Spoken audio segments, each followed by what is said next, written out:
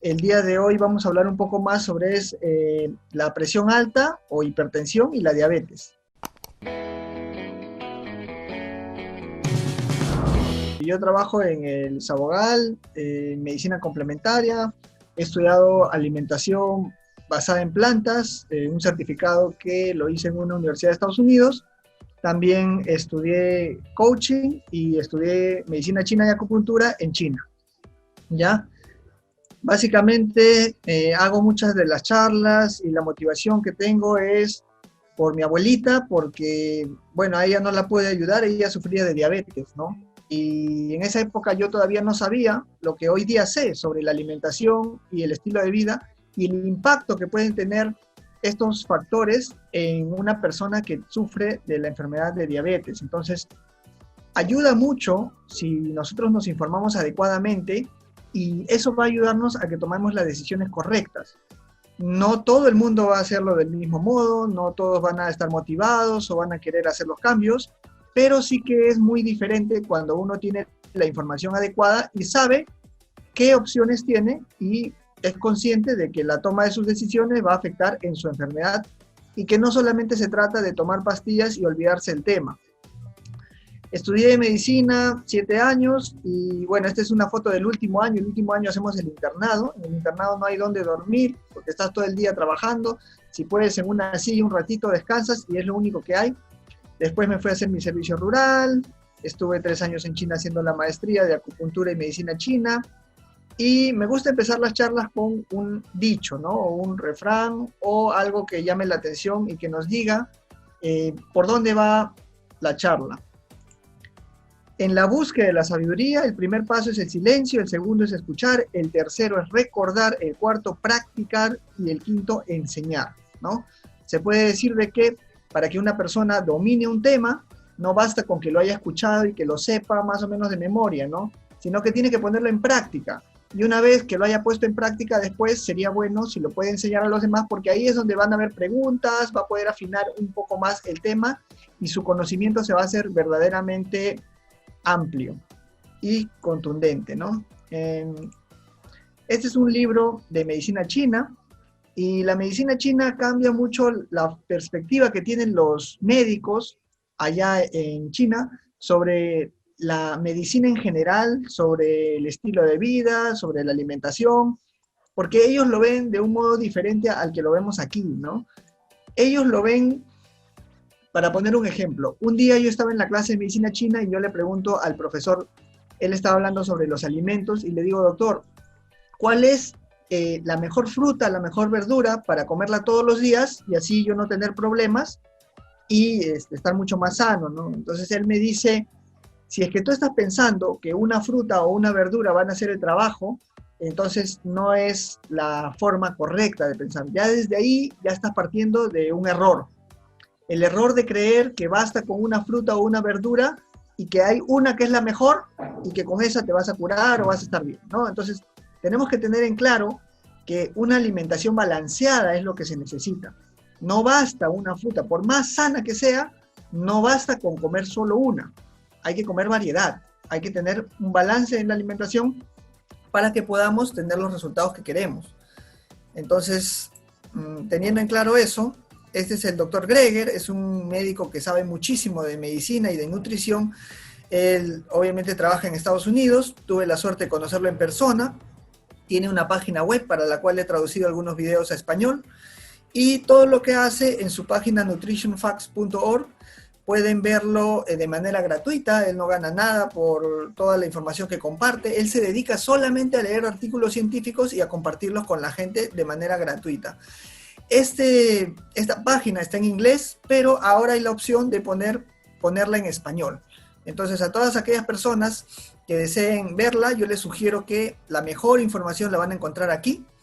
Y lo único que tienen que hacer es arribita, escoger en lugar que dice en de inglés, poner clic y seleccionar español.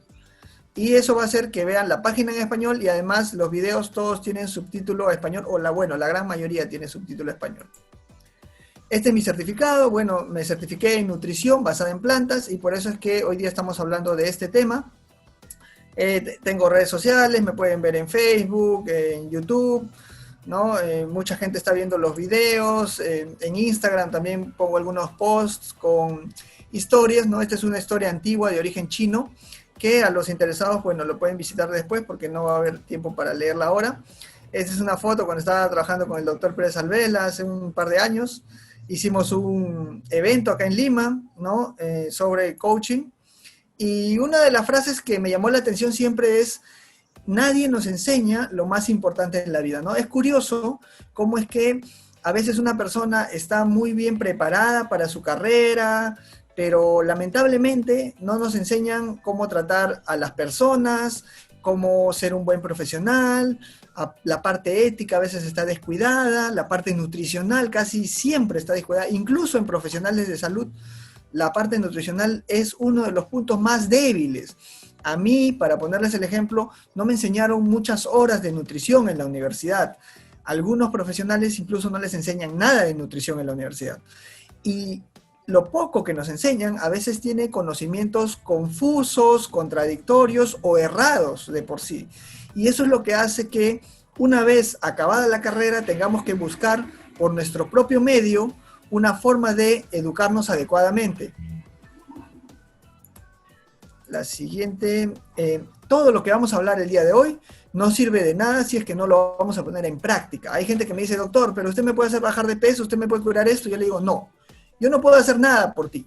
Yo lo único que puedo hacer es enseñarte a que tomes mejores decisiones y cambies tu estilo de vida o tu alimentación. Pero depende de ti que pongas en práctica lo que yo te digo. De nada sirve el conocimiento teórico si es que no lo ponemos en práctica. Y una vez que lo pongamos en práctica, tenemos que empezar a repetirlo constantemente para que se vuelva un hábito y se haga mucho más sencillo. ¿Y qué es un hábito, no? Es un modo especial de conducirse adquirido por la repetición de actos iguales o similares o semejantes u originado por conductas o tendencias instintivas. Entonces nos vamos dando cuenta que para formar un hábito no basta con querer, no basta con saber.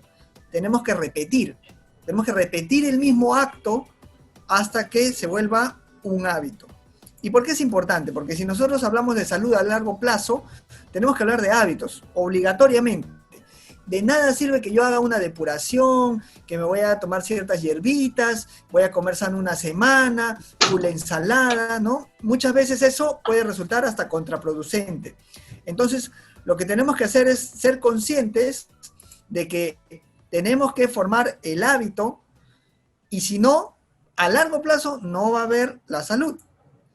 ¿Y qué es salud? Bueno, el tener salud, para empezar, nos da salud. Otra cosa que tenemos que tener en cuenta es que comer adecuadamente nos da salud. La salud es creadora del vivir y del placer, eso lo decía Aristóteles, y además la pieza fundamental para tener calidad de vida es la salud. Entonces, tenerlo muy en cuenta. ¿Por qué? Porque si nosotros no priorizamos la salud, ¿cómo pretendemos estar sanos? Si lo primero para mí es mi trabajo, si lo primero para mí es familia, darles cosas, y yo me sacrifico demasiado, entonces voy a tener problemas a largo plazo y no voy a poder tener la salud que tanto quiero. Entonces, muy importante tener en cuenta qué prioridad le estamos dando a la salud. Vamos a ver la siguiente. Esta imagen me gusta enseñarla porque es un concepto que mucha gente lo tiene, ¿no? Que para estar sano uno tiene que sufrir, tiene que hacer ejercicio que le duele, tiene que comer cosas que no le gustan, que son feas, y ese es un concepto completamente equivocado. Una persona tiene que ir formando hábitos que van a ayudar a que esa persona se sienta mejor y al mismo tiempo recupere o mejore su salud, y no necesita hacer grandes sacrificios, no necesita sufrir todos los días. ¿Por qué? Porque cualquier hábito se forma y al formarlo uno se acostumbra a eso. Ya después no te das cuenta, ya después le agarras el gusto a las cosas. Entonces, es completamente errado pensar de que hay que sufrir para estar sano. Al contrario, cuando uno se alimenta mejor, cuando uno hace ejercicio de manera adecuada, obviamente, ahí es cuando obtenemos los mejores resultados y de estar sufriendo o de estar teniendo este tipo de conceptos. ¿Y cómo lo sabemos? Bueno, eso ya se sabe desde antigüedad. Pitágoras es el que dijo que uno debe elegir siempre la manera que parezca ser, por más difícil que parezca, la costumbre o el hábito pronto la hará fácil y placentera. ¿A qué me refiero con esto? Ejemplo fácil. Yo toda la vida endulzaba mis jugos y le echaba azúcar. Un día simplemente dejé de endulzar. A la semana me acostumbré. Nunca más he tenido que endulzar un jugo y lo disfruto con el sabor de la fruta pura. No necesito endulzarlo. Es un ejemplo de cómo un hábito parece difícil, uno se acostumbra, no cuesta ningún trabajo, se hace súper fácil y es placentero. Otro ejemplo, cambiar arroz blanco por arroz integral, es la misma circunstancia. Dejar de endulzar el té o el café es completamente igual. Entonces nos vamos dando cuenta muchas formas en las que mejorando un poco a poco a veces la alimentación, nos vamos a ir dando cuenta que no cuesta trabajo, que no es doloroso, que no hay que ser, simplemente hay que irse acostumbrando a los hábitos que formamos. Nada nos puede hacer más daño que nuestra mente. Entonces, a las personas que me dicen, doctor, yo no puedo, doctor, no se puede, es imposible. Claro, pues si uno se pone límites desde la parte mental, pues claro que eso va a influir, ¿no?, en los resultados. Entonces tenemos que tener muy claro que unos pensamientos descuidados o las creencias erradas que podemos tener nos van a limitar y no nos van a dejar tener los resultados adecuados. Uno tiene que tomar control y decisión de las cosas, porque si no, las cosas van a guiarse por sí mismas y luego vamos a obtener resultados equivocados o vamos a terminar en un lugar en el que no queríamos. Siguiente, para tener un cambio hay que darse cuenta de que hay algo que cambiar, hay que querer cambiar, ¿no? Es importante, hay que creer que se puede cambiar, hay que tener un plan para poder buscar ese cambio y luego actuar, porque si uno no toma acción, pues no va a haber, ¿no? Y adaptarse a las circunstancias, ver lo que funciona y lo que no funciona, lo que se hace fácil y lo difícil, y ir mejorando poco a poco hasta que se forme el hábito, que es lo más importante que estamos viendo hoy día. ¿Es la tecnología buena o mala? Pues para mí es buena en el sentido de que hoy día estamos teniendo esta charla gracias a la tecnología. Pero por otro lado, la tecnología puede ser contraproducente en aquellas personas que la utilizan sin darse cuenta, ¿no? Entonces yo empiezo a consumir productos, a comer golosinas, comida chatarra, exceso de productos animales, huevos, leche, creyendo que me hace bien porque lo veo en la tele, porque lo veo en las redes, y eso es lo que me dice pues la tecnología, ¿no? Es lo que me está fomentando. Lamentablemente muchas veces hay información equivocada, errónea, o que simplemente lo que busca es vender un producto. Entonces nosotros tenemos que ser conscientes de eso si es que queremos obtener buenos resultados. Nosotros guiamos lo que consumimos en base a lo que vemos y no debemos dejar que aparatos o instrumentos como el celular, la televisión, la radio, nos guíen a nosotros a tomar malas decisiones o cosas que pueden hacernos sentir mal o enfermarnos a largo plazo. Entonces, vamos a hablar de las estrategias de alimentación, ¿no? ¿En qué consisten las estrategias de alimentación? Como dije la última vez que conversamos, lo que yo compro, me lo voy a comer, ¿no? Es así de sencillo. Ahí hay una estrategia, darse cuenta que lo que una persona compra, se lo va a comer.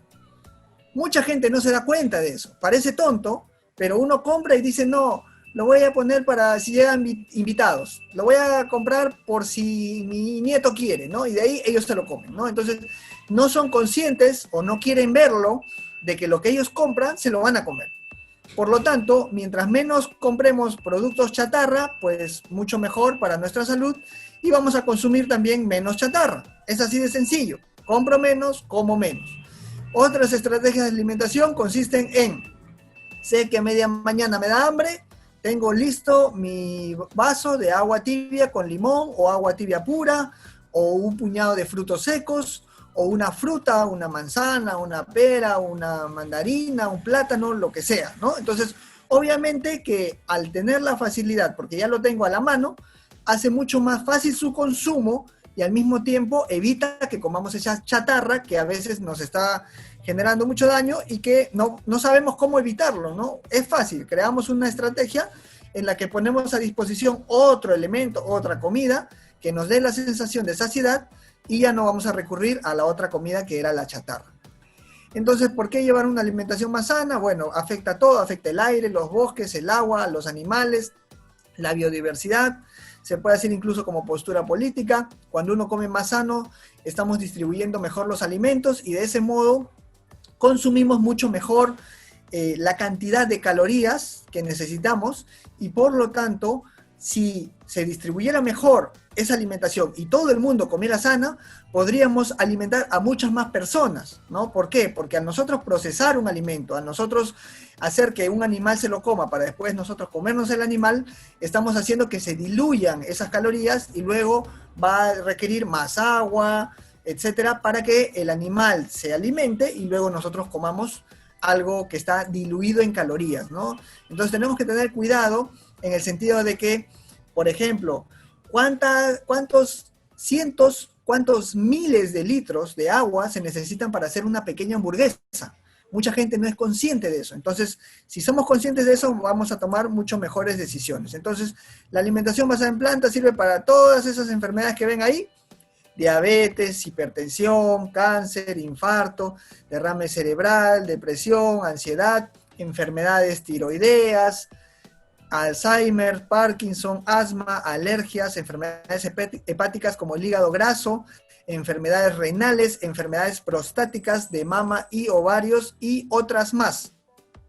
Es muy importante que tengamos esto en cuenta porque esta alimentación basada en plantas, que es mucho más sana, que es más completa, no va a hacer que yo me cure, por ejemplo, una enfermedad como el cáncer.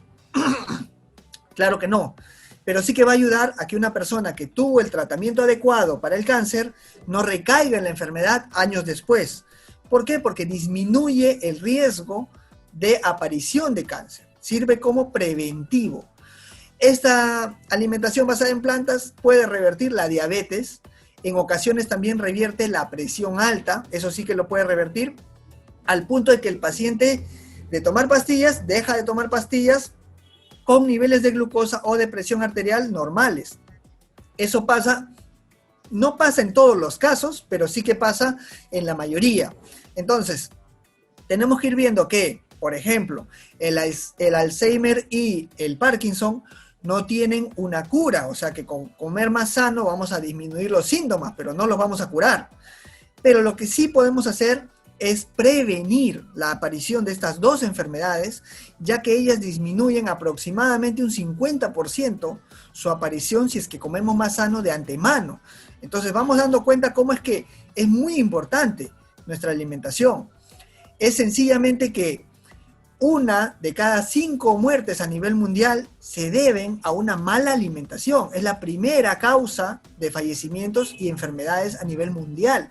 Es tan importante, es primera causa por encima de fumar, por ejemplo. Entonces tenemos que poner especial atención en lo que comemos.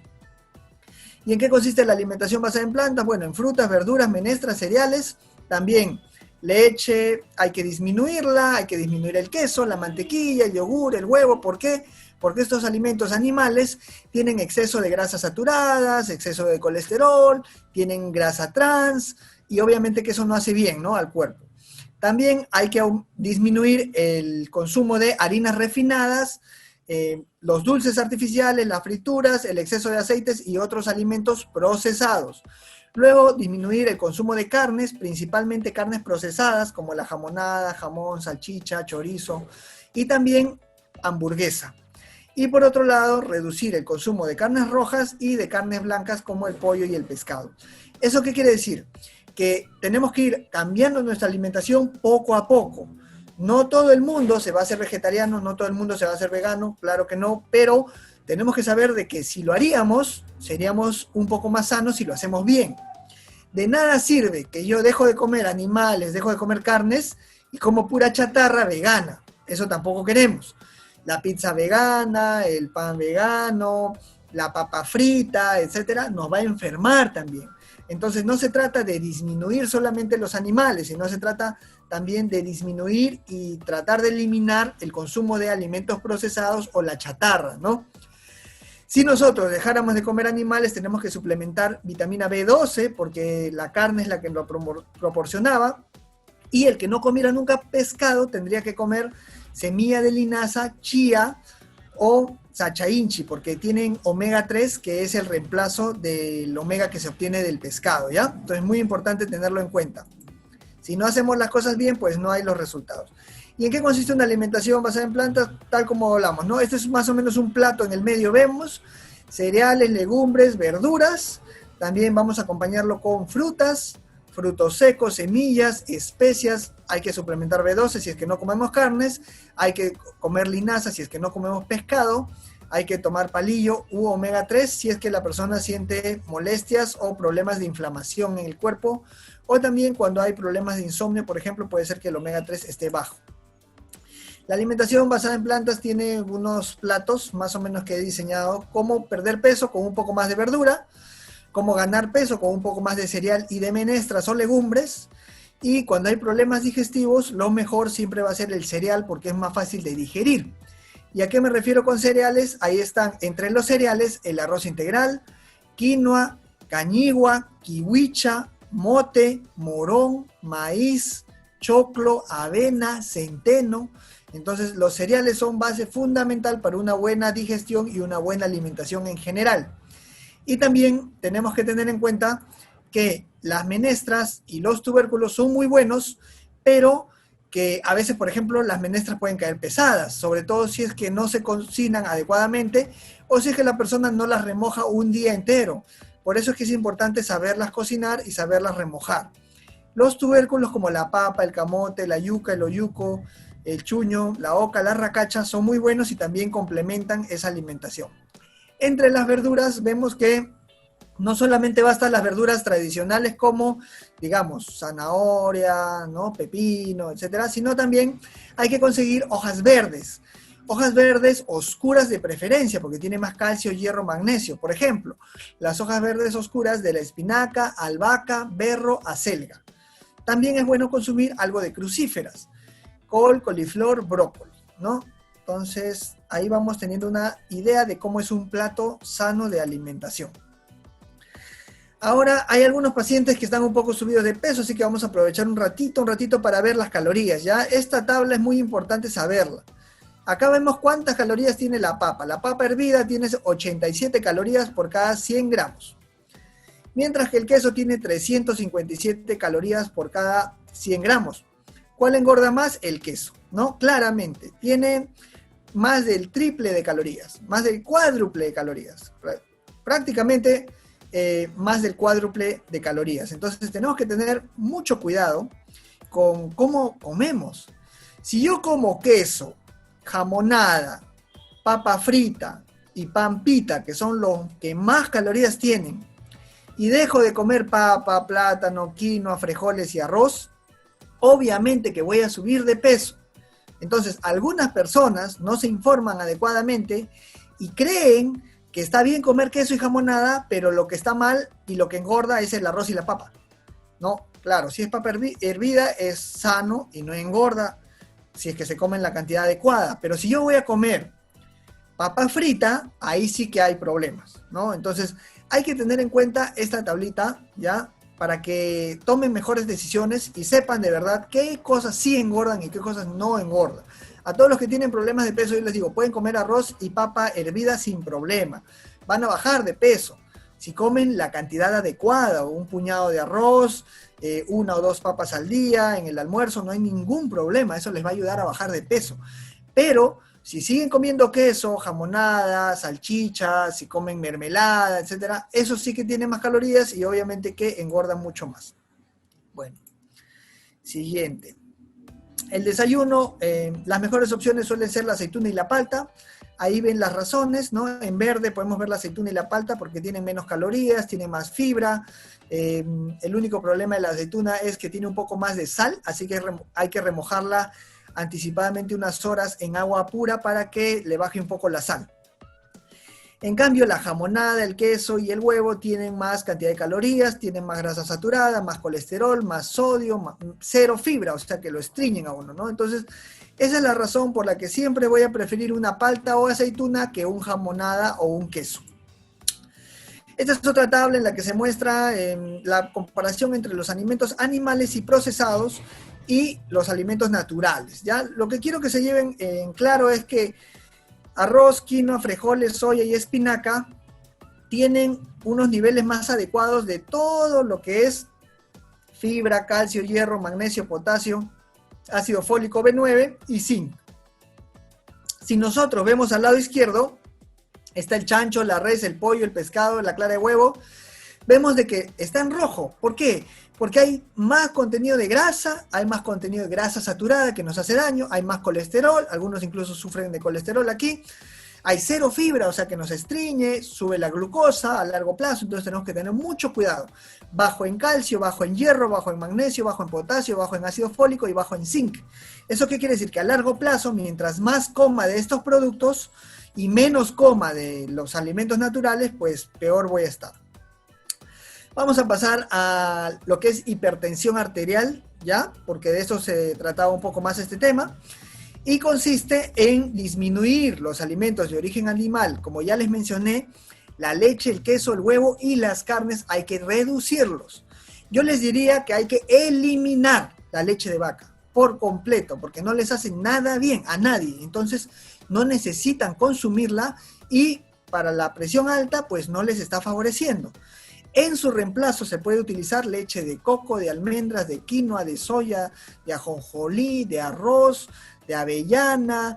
Ahora hay leche de todo. Cualquier vegetal es muchísimo mejor que la leche de vaca.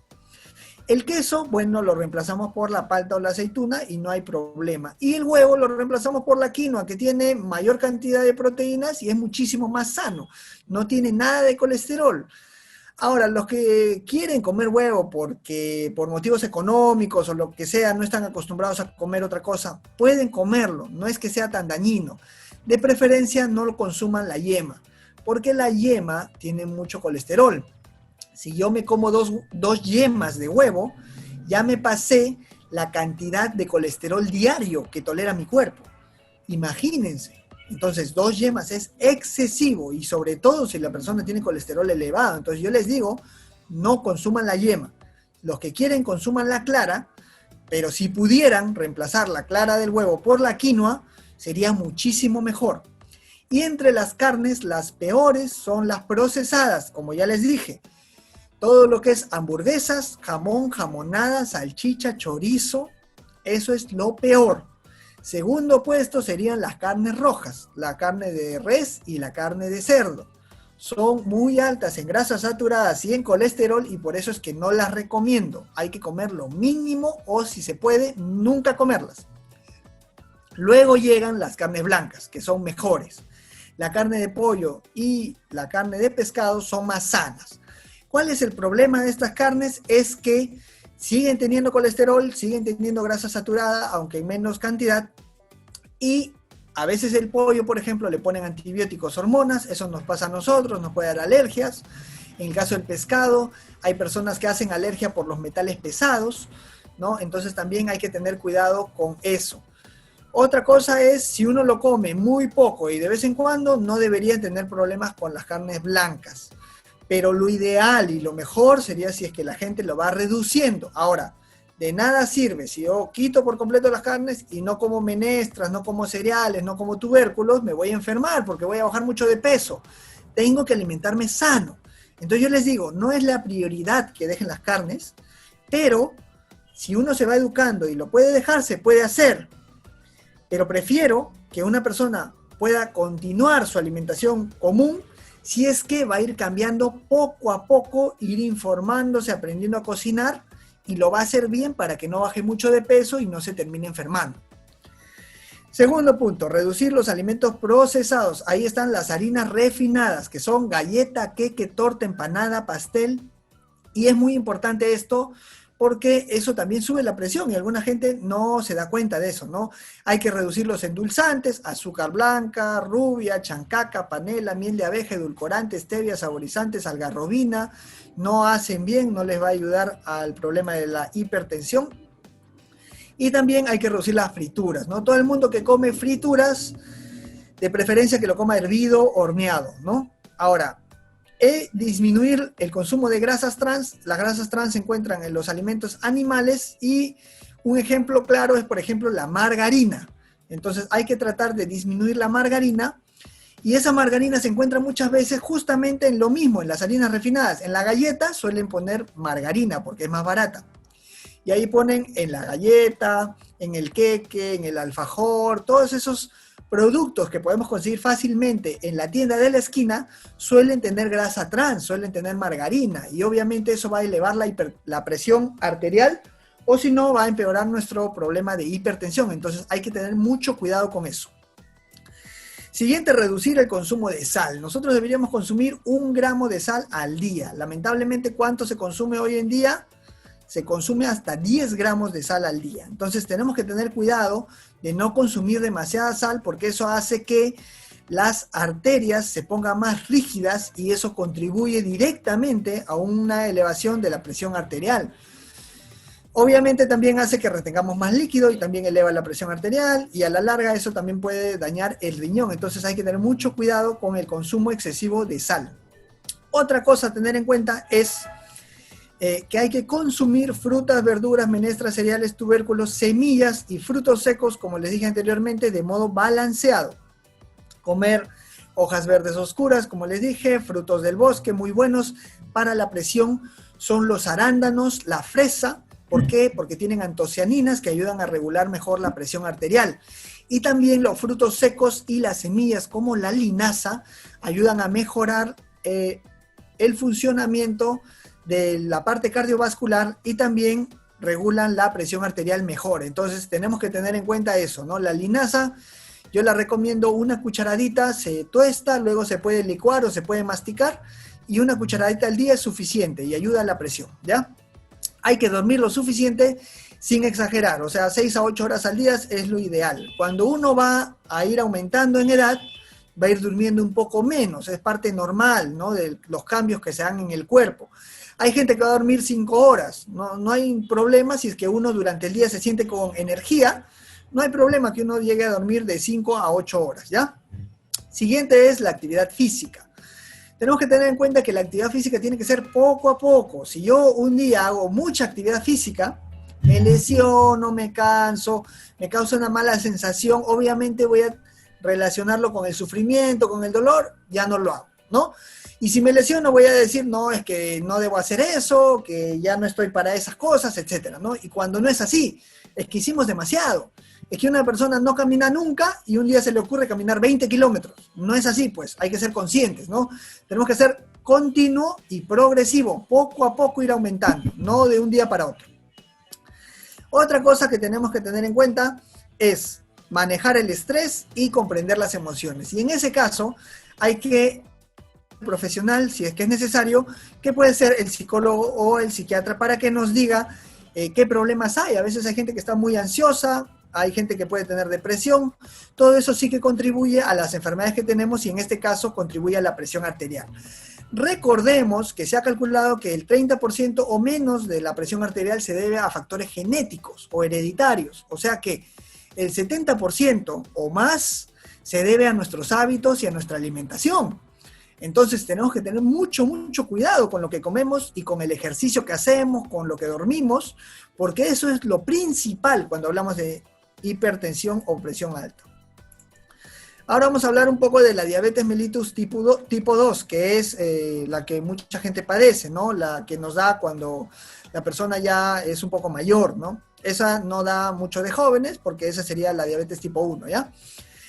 Esta diabetes tipo 2 se caracteriza porque suele empezar con una resistencia a la insulina. Significa que la persona produce insulina, pero el cuerpo no es suficiente o no actúa de manera adecuada a la hora de utilizar esa insulina. Y esto ya se estudió. Este problema de la diabetes se debe a que el cuerpo no utiliza de manera adecuada la insulina que produce. ¿Por qué? Se ha estudiado y se ha visto de que hay grasa saturada que se almacena dentro de las células del músculo, por ejemplo, y eso impide que la insulina funcione de manera adecuada. Entonces, ¿dónde está esa grasa saturada que nos hace elevar la glucosa? Está en los alimentos animales, está en las grasas, como por ejemplo la margarina, que tiene su grasa trans, también tiene grasas saturadas, y las grasas saturadas también se encuentran en, por ejemplo, la leche, el queso, la mantequilla. Entonces tenemos que tener mucho cuidado con esos alimentos si es que somos diabéticos. Lamentablemente mucha gente no nos dice eso, nos dice solamente cuidado con los dulces y no comas carbohidratos. Y esa indicación suele estar errada. Entonces vamos a ver a continuación en qué consiste. Hay que reducir el consumo de animales como la carne, la leche, el queso y la mantequilla. Hay que eliminar las harinas refinadas como la galleta, el queque, la torta, la empanada y el pastel. Y eso seguro muchos diabéticos sí que lo han escuchado, ¿no? Hay que eliminar las frituras, la margarina y el exceso de aceites. Eso algunos diabéticos nunca han escuchado. Creen que comer grasas de baja calidad o cualquier tipo de grasa es igual, y no es así. El diabético puede comer palta, aceituna, no hay problema, pero sí que le va a hacer mal si es que come margarina, mantequilla, ¿no? O come mucho aceite. Hay que tener cuidado con eso. Luego, hay que consumir verduras, cereales, menestras, tubérculos, semillas, algas, frutos secos y frutas con bajo índice glicémico. Casi hay una diferencia, ¿no? Casi todo ya lo hemos visto, pero la diferencia es que el diabético no le va a ayudar si es que come frutas demasiado dulces. Por ejemplo, chirimoya, uva, algunos tipos de mango, el plátano cuando está demasiado maduro. ¿Qué cosas sí le ayudan? Por ejemplo, la palta es una fruta, bueno, sí le va a ayudar. También la papaya. Nos ayuda el arándano, el aguaimanto, la fresa, cualquier fruta que sea cítrica, que no es tan dulce, que tiene menor índice glicémico. Podemos también utilizar manzana, que sea un poco más verde, que no esté tan madura y que no esté tan dulce. El dulce nos va diciendo si es que nos hace bien o mal. El plátano se puede consumir si es que no es en exceso y si es que se come que no sea muy maduro, ya un poco más verdón. Luego hay que darse cuenta de que si es que yo del 100% consumo un 70 o 80% de carbohidratos, voy a tener una buena alimentación que me va a ayudar siendo diabético. O sea que el diabético no le debe tener miedo a la papa, al arroz, a la yuca, a la quinoa, al frijol. Eso lo puede consumir, claro que sin exagerar y que no esté fritos, pero sí que los puede comer si es que está en una alimentación balanceada, eso le ayuda. Lo que hemos visto que les hace mal son tres cosas principalmente. Las grasas de mala calidad, como las frituras, el exceso de aceites, la margarina, la mantequilla y el queso. También los endulzantes, como es el azúcar, la chancaca, panela, miel de abeja, edulcorantes, stevia, saborizantes, algarrobina. Y también las harinas refinadas, como ya les dije, el queque, torta, empanada, pastel, galleta, ¿no? Entonces, eso sí, el pan obviamente hace daño, ¿no? Pero lo que sí nos ayuda es los carbohidratos sanos. Y con esa alimentación uno puede ir revirtiendo su glucosa. ¿Y cómo se hace eso? Pues uno tiene que ir chequeándose y con su médico ir viendo con el endocrinólogo a ver qué le dice. Y él mismo, el endocrinólogo, es el que le va a reducir sus medicamentos cuando vea de que la glucosa se va regulando mejor. Pero para lograrlo hay que hacerlo bien y hay que comer sano. Hay que dormir lo suficiente y realizar actividad física muy, muy importante. ¿Por qué? Porque se ha visto una relación directa entre la obesidad o el sobrepeso y la diabetes. Así que toda persona que tiene diabetes o riesgo de tener diabetes le va a ayudar muchísimo si es que empieza a hacer un poco más de ejercicio, si es que come menos calorías durante el día y está en su peso, o reduce el peso si es que estaba con sobrepeso.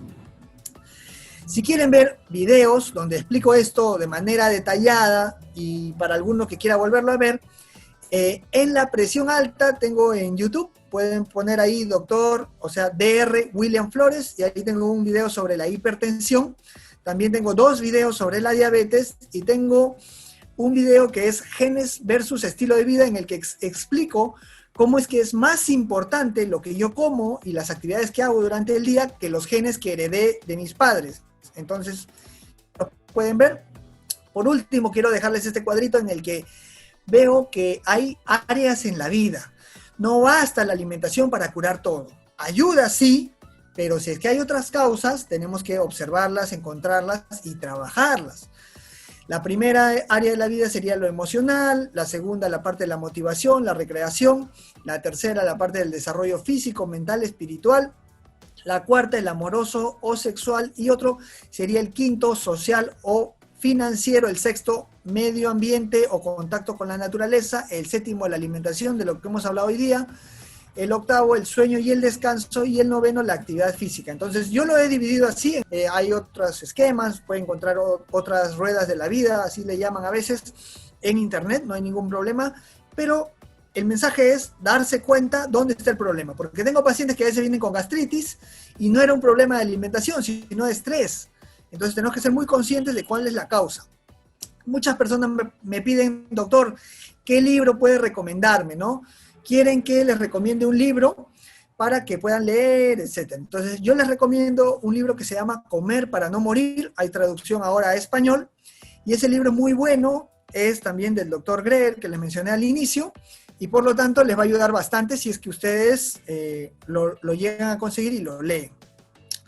Gracias, muchas gracias al colega Dave, al amigo Dave que ha podido hacer posible la charla del día de hoy.